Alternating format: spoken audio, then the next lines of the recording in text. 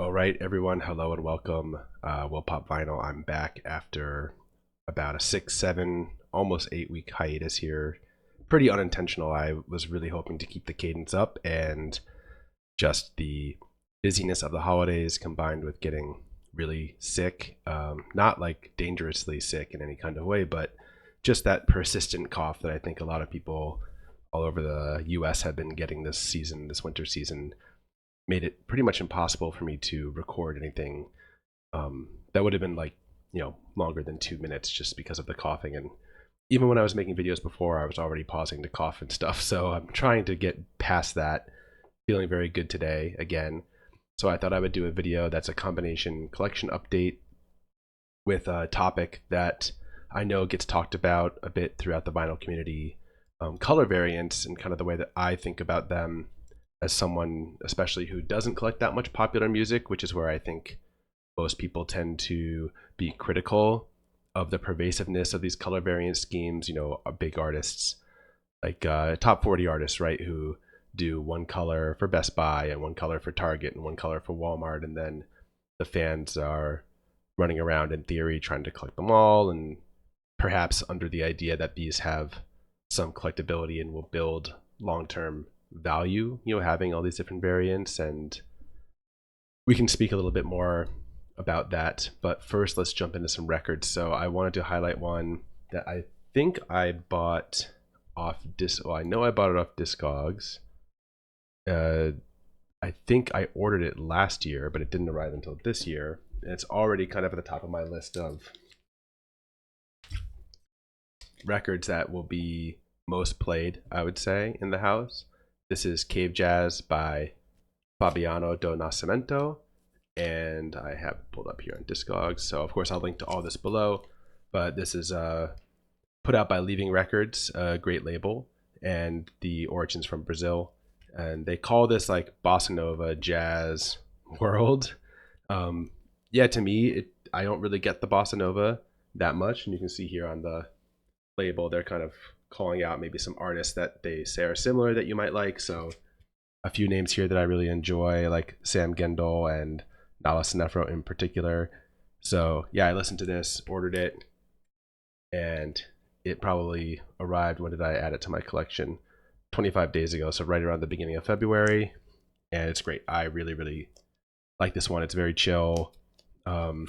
Just great to put on in the car or on the record player if the family is just like, in our case, if the kid is sitting and coloring and we're trying to just relax, maybe after dinner. Yeah, have really enjoyed this one, and I know that I will be playing it a lot more.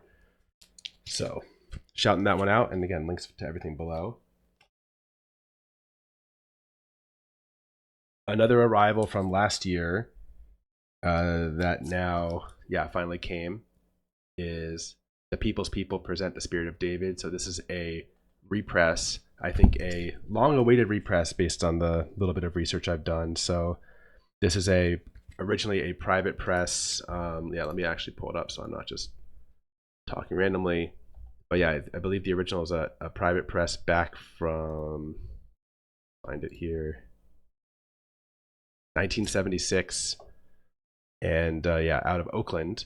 And this is kind of like a jazz funk record. The original goes, I think, for close to $1,000 or maybe even more depending on condition. And Fredericksburg Records just got a official reissue remaster of this put out. It's great. I just listened to it again today to refresh myself, and it does get into this kind of funky area, maybe that you would almost call fusion, which I generally don't enjoy, but this one for me doesn't go too over the top, and it still sits into that very spiritual jazz pocket that I like. So I bet you can find this. I think according to people on Discogs, as of January, it was still available for direct order from Fredericksburg, and I'm sure your local store may have ordered this as well through some kind of distribution. So yeah, definitely check this one out. And another one, I should say, by the way, so those two I got off Bandcamp. This here, blueblue by Sam Gendel, and I'm just kind of doing these randomly because I was so sick and also so busy over the holidays. Unfortunately, I really have not been making it out to any record stores as much as I would have liked. So this was another one. I think probably everything I'm going to show today I bought either off Bandcamp or off Discogs. Yeah, this is a Sam Gendel from 2023, another Leaving Records release, blueblue. So I am not, I would say, fully a Sam Gendel completionist, but I've really enjoyed a lot of the work he's put out in the past few years. And here you go. This is the limited edition Blue Smoke variant. They also did this on black, but this Blue Smoke one was limited to 100 copies.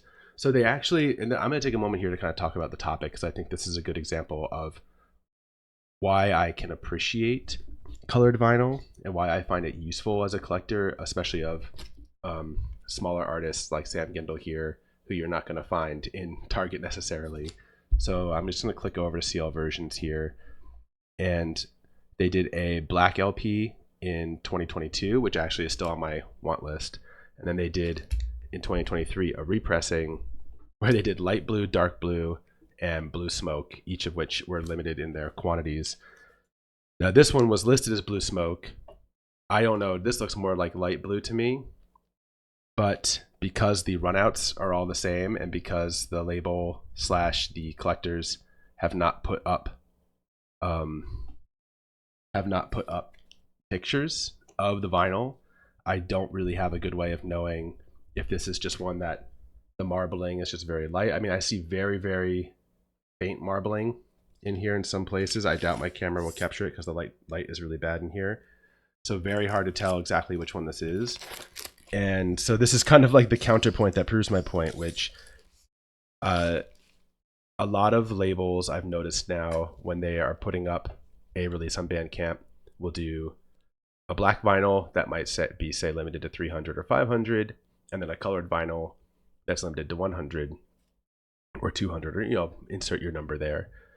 They're also, I'm sure you've noticed if you collect a lot on Bandcamp, doing this thing where they'll take 5 or 10 of the supposed white label promo or like white label test copies and put them up as well at a higher price. And so, I guess perhaps if you're an audiophile, you might want to tell yourself that those would be the very, very first pressings off the plate, and so the fidelity might be a little better there, or perhaps just the limited number, right? There's only 5 or 10 in existence being sold, might make that more desirable. I mean, often I'm seeing that people are not even putting those up on Discogs, and so the provenance of those kind of is limited to Bandcamp for the most part.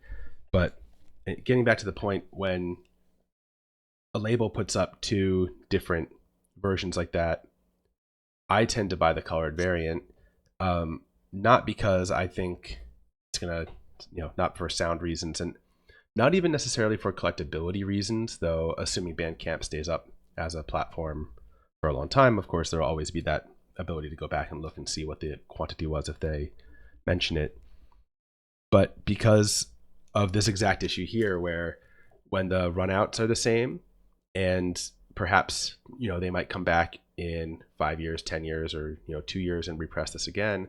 If they do another black vinyl and they don't update the runouts, then now you're going to have a 2022 black vinyl and say like a 2027 or 2028 black vinyl that could look identical, especially if they, perhaps they have extra of these sleeves, because when you're a label and you're ordering, you can't just order exactly 652 sleeves, right? You probably have to order in chunks of 500 or 1,000, or perhaps there's a discount at 2,000 or 3,000, and so they probably end up with overages on sleeves, and so then they do a subsequent pressing and like, oh look, we have these same sleeves. So all to say, there's a challenge, I think, in the hobby of, even with Discogs as an amazing tool, really knowing which one you have and provably knowing, right, or being able to prove in the future, oh yeah, this is the first press. Especially with these black vinyls, that it just seems that between labels and artists, there's not so much forethought, or maybe they underestimate that there are collectors who care about that want to know that this was the first one. So I actually messaged Dom a little bit about this, and it makes sense, right? Because if you're a smaller artist, going, into pressing a record is probably not extremely lucrative for you. The setup costs are high, so it might cost several $100s if you want to make a change just to the jacket and print more jackets. Well, you have to set up a screen. That probably costs several hundred, maybe even close to $1,000. So if the whole point is just to update the year on the back as a point of differentiation, well, that is not such an arbitrary thing to do. And of course, pressing new plates to then have a different runout or matrix number, that's not something that you want to do because that's really expensive and you've already spent the money to make those. So I kind of understand why. And then the main way you can distinguish, then it becomes these color variants. And so I think there is actually a lot of value there in the community if they're done right. And also, between the collectors and the labels and the artists, that information is put up on Discogs so that it's like fully there. So in the case of this one, again, the case that kind of disproves exactly what I'm saying.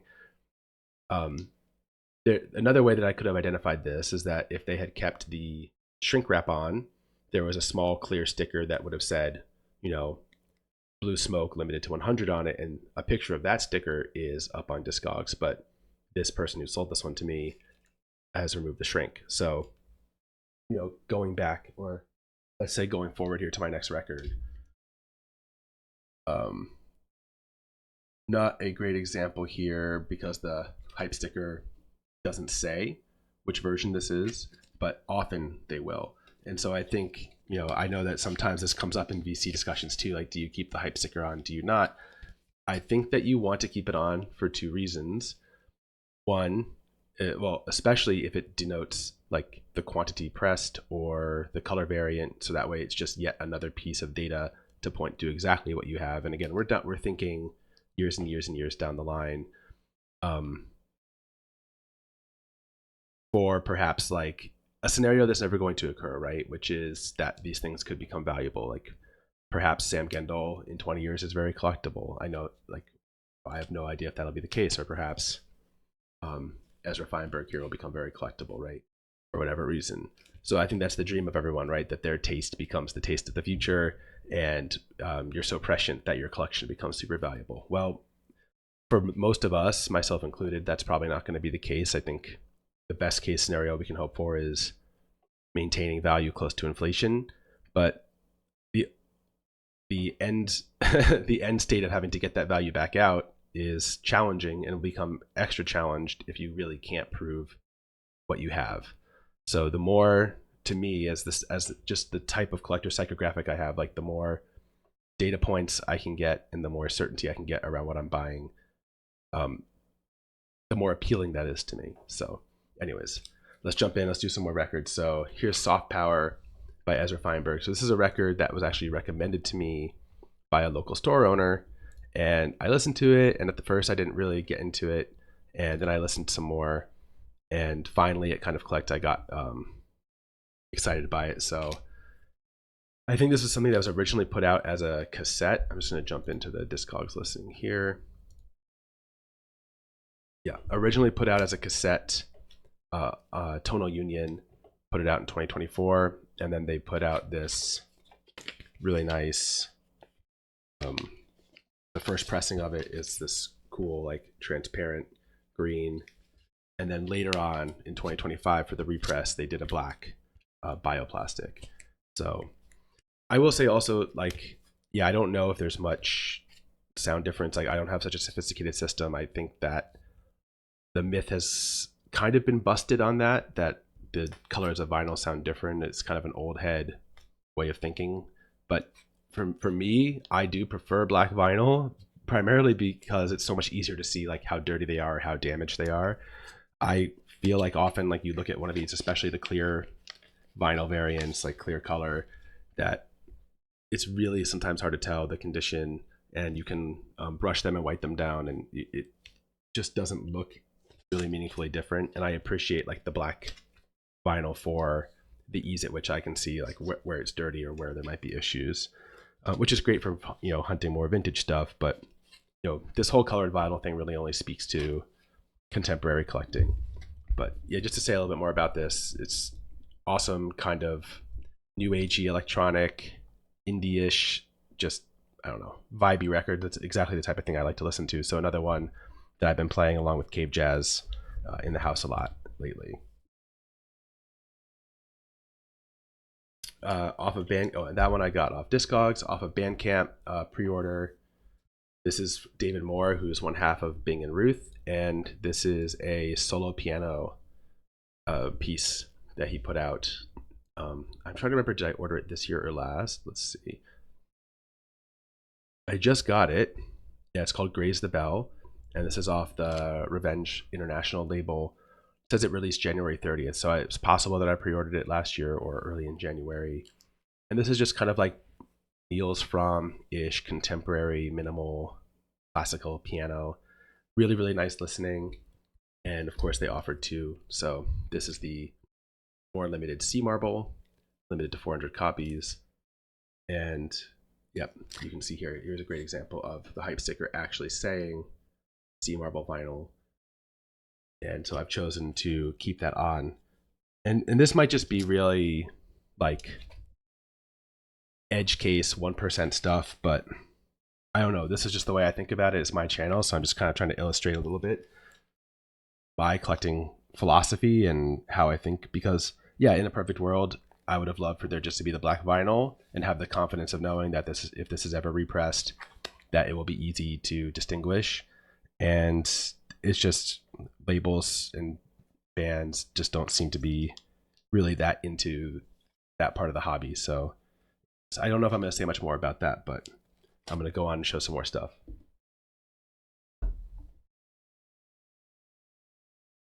All right, so Vesper Sparrow by Jerome Ellis. So this is one that I bet a lot of people don't know. It's still available on Bandcamp actually, and this is from Shelter Press out of France, I believe. And yeah, this is but this is an American artist. They live, I think it's there's quite a lot written on Bandcamp, which I appreciate here. And I think it said they live in Virginia currently. They're multi-instrumental, and this piece, yeah, I guess they broadly identify this as jazz, but they also put like musique concrète, and there's a bit of spoken word in here too. So the artists themselves is disabled and has a stutter, and they incorporate that into their music in a lot of ways. So their saxophone playing, they say that, you know, the way they play, like they even are stuttering a bit as they play. So that comes through a bit in just the, yeah, just the way the music is composed. It's also very improvised. There's really great piano on here. And I think if you enjoyed, say, like the Cold Police record that I've talked about previously, you'll really like this. I am usually pretty picky about vocals, and in this case, for Jerome's part, I quite enjoy the way the vocals are interwoven to the music here. So I would highly recommend you check this one out. And yep, there we go. The color variant here, and another example of the sticker actually even saying 300 on there. So I've kept it on. And some parts of this get a little experimental, so I have not played it as much in the house, but that doesn't mean I don't like it. I think this is great. And this is one I think I pre-ordered maybe 4 months ago or more. It took quite a while for it actually to get here. But one of those weird cases of an American artist that is being published out of France, and so it has to come international. Another international one here, although this is one I got on Discogs, and it's recently been repressed actually. Though this is a original, sorry, no, their other one was recently repressed. So this is the Blisks, and let me just find it real quick in here. And the album is called Elixa. This is their more recent 2024 release, Efficient Space. The musicians, the band themselves, is from Australia. And I think they each have some solo projects that, if you're maybe into this kind of music, I haven't explored, but if you're into it, the members are Amelia Bessany, Cooper Bowman, and Yuta Matsumura. And they have another album called How So that was originally put out on Altered States tapes that also just got reissued by Efficient Space. So that's how I found this, because I got the email from Efficient Space. But yeah, this is like very lo-fi, hypnagogic pop. They also say like trip hop or indie pop, dub. You know, it's just kind of three people who came together, each I think with a different style, to make really interesting kind of offbeat experimental pop music. And yeah, again, something else that I'm pretty picky about, but I quite like this. And I did not grab the reissue yet, but I'm looking to see, you know, I put the other, their 2022 release on my want list. So this one's just black. Very strange little claymation. Probably depiction of them there on the cover. But if you're into that kind of stuff, it really kind of reminded me of some of the music that I was listening to back in like the late 2000s, early 2010s. So if you were kind of a fan of more experimental pop that was kind of becoming mainstream at that time, think like the Gorilla Vesper blog space, you might really like this.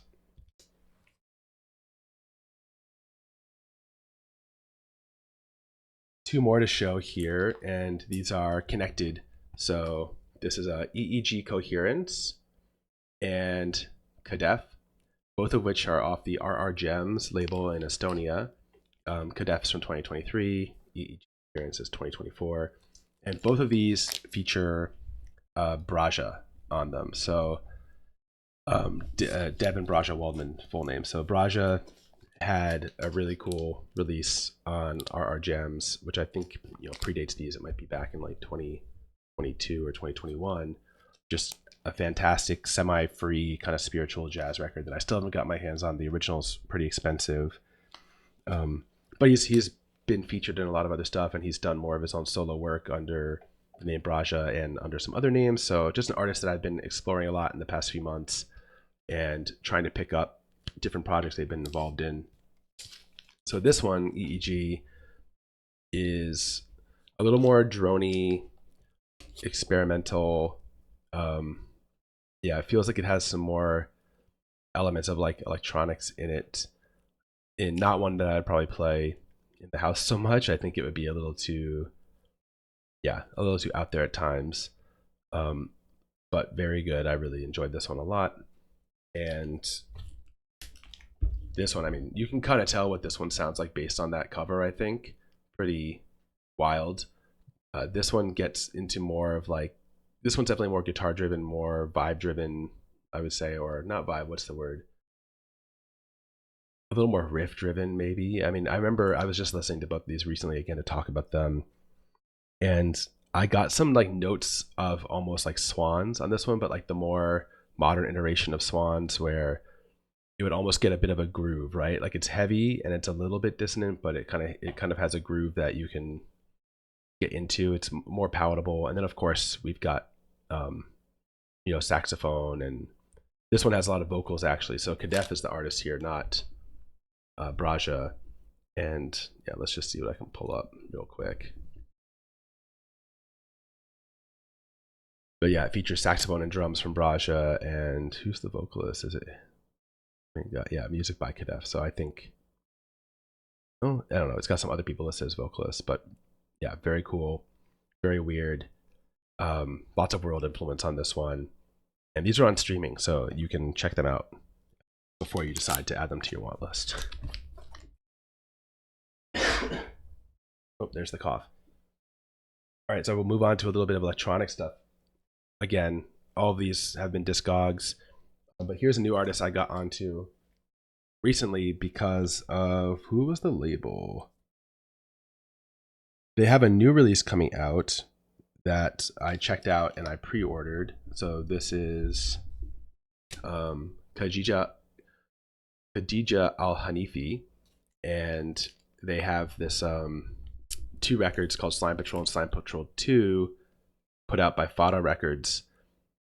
And so yeah, who's putting out the new one? Because I'm not following that label, so I wonder.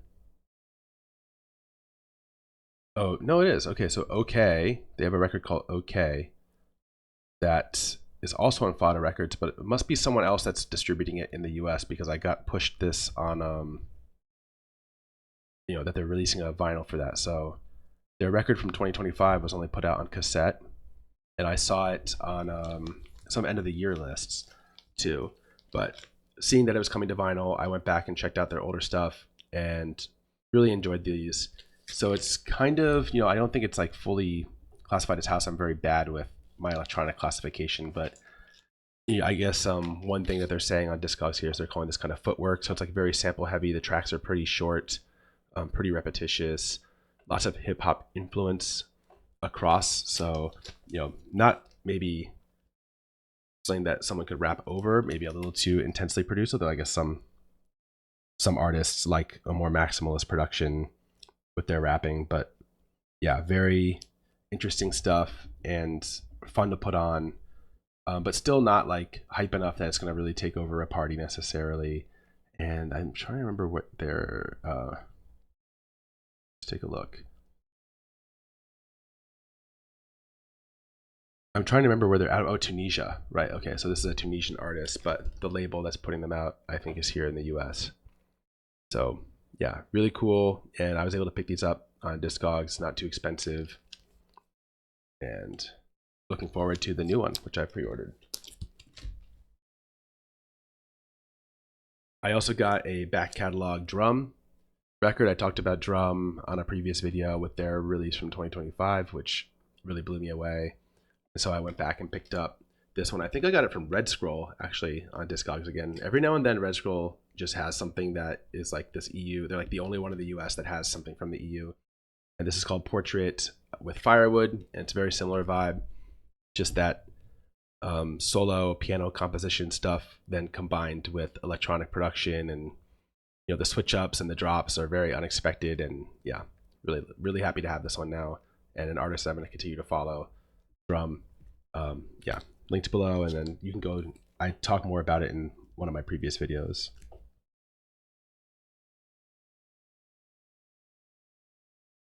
Also from some previous videos, I talked about a blind buy in the last.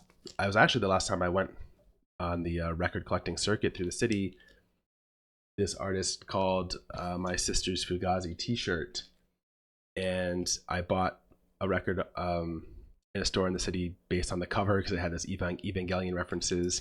I started exploring them more, primarily because of comments that people left on Discogs. Someone on the one that I purchased said, like, if you like this one, you should go check out this and this. And so I found them on streaming, really liked it, and picked up these. They're all self-produced, like, or I guess whatever the modern equivalent of private press is. That this artist is not on a label, and obviously they're doing like sample-based stuff, and I'm sure they do not have permission to use a lot of the elements even going into their cover art here and stuff like that. But really enjoy these. So I didn't write down, I usually put notes on the back of these, but just to give you the names of the ones I have here that I've quite liked. We have, let's find it. This one's called Man Fears the Darkness, and so he scrapes away at the edges of it with fire, which I'm going to guess is another Evangelion reference. And 7-Eleven 24/7, which is just more of, I think, like a generic Japan city pop reference here. So I've played these a couple times. They sound awesome. All right, almost done here. And we're in the stunty section of the acquisition. So this is one I actually got very recently on Discogs. It's been on my want list for a couple months because of stunty.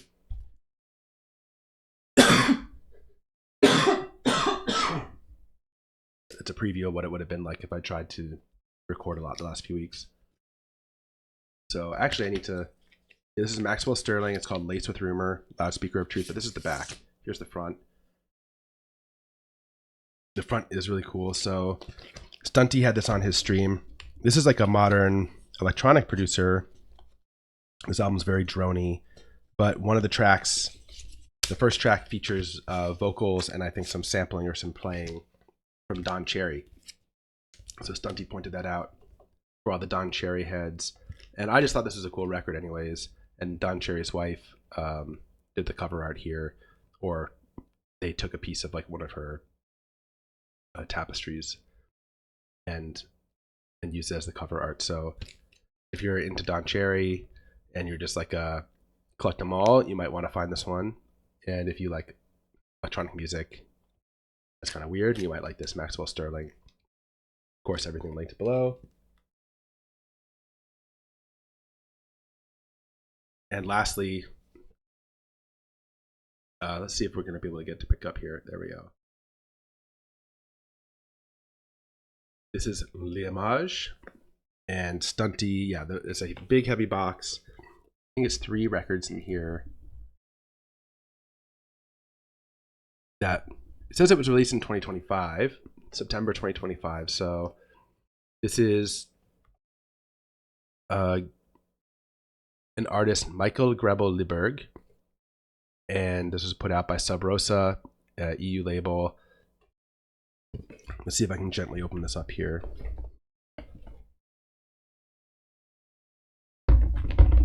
Without canceling the recording. One record. Is it really only 1 record? Oh, 2. There we go. It has a huge booklet in French, unfortunately, so I can't read it.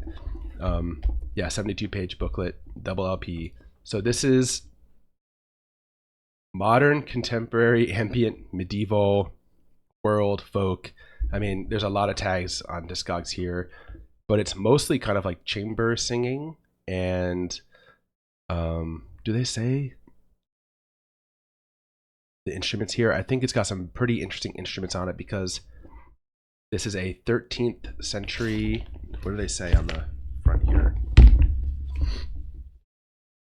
Man, this cough is really coming back in a big way. I'm going to pause for a second. All right, so I use that cough break as an excuse to go grab the cover for the slip for the box set itself. And so, yes, this is a contemporary artist, like I said, who's interpreting the works of Guillaume de Machaut. I'm sure I'm butchering that. Who they say is the greatest and last of the troubadours. So this is a 14th century composition that's never been recorded before. And so Michael decided to, record it, right? Which is really interesting. And Stunty actually had him on stream. Something new that, at least to me, Stunty started to do is have artists that he likes on stream and talk to them as a way of highlighting their music. And so they talked all about the process here. And I mean, it's got to be an interesting challenge to perhaps find music that is only exists as notation, right? And lyrics and movements, but then you've never heard it. So you can only play it as best you can play it. And it also maybe gives you a lot of freedom, right, to open it to interpretation. And so, they're calling out like dark folk, contemporary drone as some of the comparisons here, or some of the the tasting notes of the music, if you will. And yeah, so this is still available. It's not cheap, obviously. They put a lot of work into the packaging to make it this really, really nice product, and it's shipping out of the EU. I don't know how easy. I think they're still available, but yeah, it's not going to be probably that cheap to get it in the US, unfortunately. So again, I'll link to this below. It's really weird, cool stuff. I've played it once. My wife really liked it, but she also really likes medieval stuff or historical stuff in general. And I don't know that you can stream it anywhere other than hearing it on Stunty. So you can go back and kind of find the episode where they talk about this, and you can hear some. I think he plays an entire side of the record at one point, get a sense of what this is all about. But shout out to Stunty for always bringing interesting new music and old to the community here. And that's kind of it. Let me just browse my notes really quickly to see if there's anything else I wanted to say about variants. One thing that I didn't touch on, and actually this is a good example. So there's a hand numbering element to the box set here. I can't remember where it is. I think it's on the inside somewhere. And I'm kind of curious as to why more artists and labels don't explore that as a way of creating, again, that kind of like data point of authenticity, that data point of like, this was the first, right?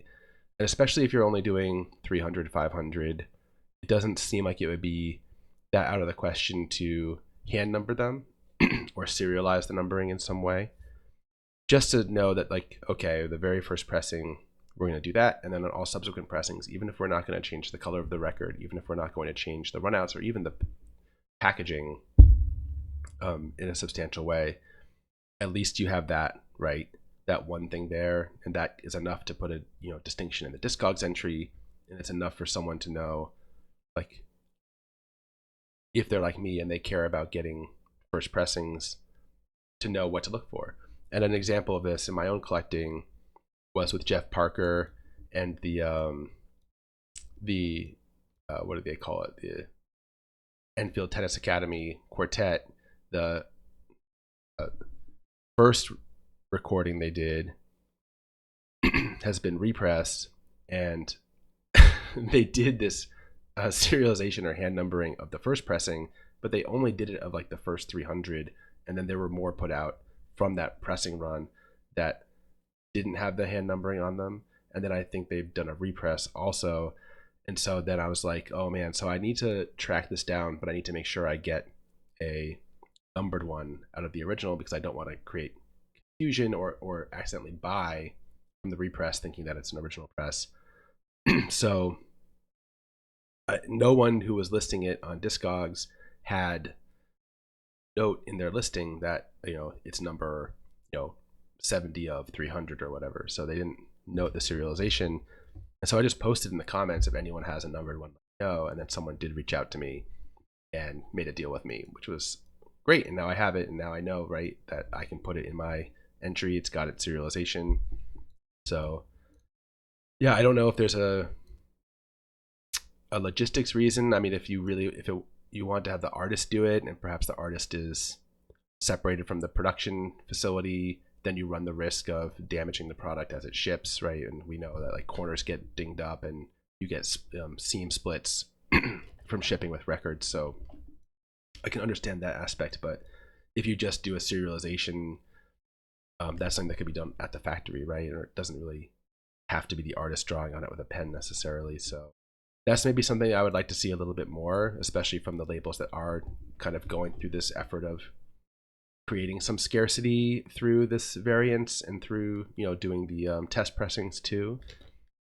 So yeah, that's kind of it. And that's kind of, I'm not someone who defends the mass market stuff that's happening. A lot of that music doesn't appeal to me anyways, but I do kind of feel pain in my heart when I hear about people who collect, you know, all 12 color variants of Taylor Swift, because sure, they might be super fans, but you have to think in the back of their heads that they're banking on these things being really valuable someday and not really probably being like savvy collectors, not just of the vinyl hobby, but maybe just in their life in general, don't understand that like the quantity of which those things are made, right, and produced, and that, you know, there isn't like a change or a difference in the music, right? Like if they put different tracks and different things, well, that would be like, first of all, really predatory business practice, but then you might be able to argue there'd be some collectability if there was one pressing that had one track that was especially sought after, but you know, the others are not all going to have the same value. But anyways, I think we all think about that stuff and we see it, that there really is not a ton of value in collecting every single color.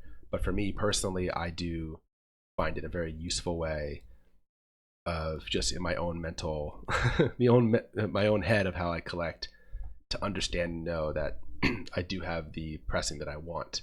Whereas sometimes there's this issue with black vinyl, it's current, like in the modern area of production. So yeah, that's it. That's the collection update. I hope to do some more in-person collecting soon, and I'm doing a trip to LA later in March. So at the very least, I'll be coming back at the end of March with hopefully some cool stuff from LA and some stories there. So yeah, thanks again for watching. Apologies again for the big delay. I do hope to keep building this channel and creating stuff this year. So happy to be back to it, and see you all soon. Later, everyone.